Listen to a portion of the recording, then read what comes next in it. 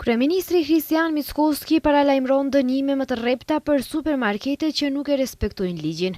Kryeministri prej që inflacioni vjetor të jetë rreth 4%, ndërsa bërimi dije se do të ketë kontrolle të përforcuara inspektuese dhe ndryshime ligjore me gjoba dukshëm më të larta për zinxhirët e marketeve që shkelin rregullat mbi praktikat e padrejta tregtare. Mendoj se rreth 4% do të jetë inflacioni vjetor, këtë e flasim me muaj dhe atë që ne e bëjmë janë kontrollet e shpeshta të Inspektoratit Shtetëror të Tregut, kontrollet e shpeshta të Komisionit për Mbrojtje të Konkurrencës. Do të propozojmë ndryshime ligjore për vitin e ardhshëm, me gjoba më të mëdha për të gjitha rrjetet e supermarketeve që manipulojnë me ligjin për praktika të padrejta tregtare. Për disa prej rrjeteve tashmë kemi dëshmi dhe mendoj se nëse vazhdojnë ashtu, do të duhet t'u vendosin dry derës. Të dhënat statistikore të inflacionit pritet të publikohen më 8 janar.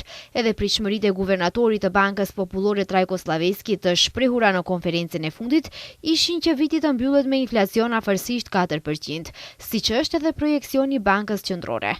Sllaveski tha se pritjet për vitin e ardhshëm janë që inflacioni të vazhdojë të ulet dhe të jetë midis 2.5 dhe 3% dhe në afat të mesëm do të arrihen nivele historike të ulta prej rreth 2%.